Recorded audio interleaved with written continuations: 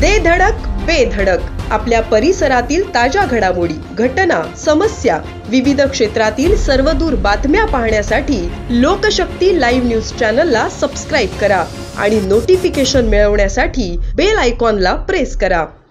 रायगड जिल्ह्यातील रोहा नगर परिषद निवडणुकांमध्ये मोठी अटीतटीची लढाई होणार आहे। नुकताच शिंदे सेनेत गेलेल्या राष्ट्रवादी काँग्रेसच्या माजी उपनगराध्यक्ष शिल्पा अशोक धोत्रे यांनी नगराध्यक्ष पदासाठी उमेदवारी अर्ज दाखल केला असून पहिल्यांदाच शिवसेना शिंदे गट विरुद्ध राष्ट्रवादी काँग्रेस असा सामना पाहायला मिळणार आहे। एकूण 20 नगरसेवक आणि 1 नगराध्यक्ष अशा 21 जागांसाठी शिंदे गट थेट रिंगणात उतरला आहे। शिवसैनिकांसाठी आनंदाचा दिवस आहे की रोहा नगरपालिकेमध्ये सर्व जागांवरती शिवसेना आपले उमेदवारांचं भवितव्य आजमावत आहे आणि आज रोह्याला जे काय आवश्यक अभिप्रेत असलेली जी काय विकास कामं असतील ते निश्चित आमच्या शिवसेनेच्या माध्यमातून होण्याचे संकेत निश्चित आम्ही आजच्या दिवशी देऊ आणि ज्या ज्या उमेदवारांनी फॉर्म भरतायत आणि अजून भरतायत ते निश्चित विजयी होतील असे सगळे आमचे उमेदवार आहेत। आज कसं आहे की या रोहा तालुक्यावरती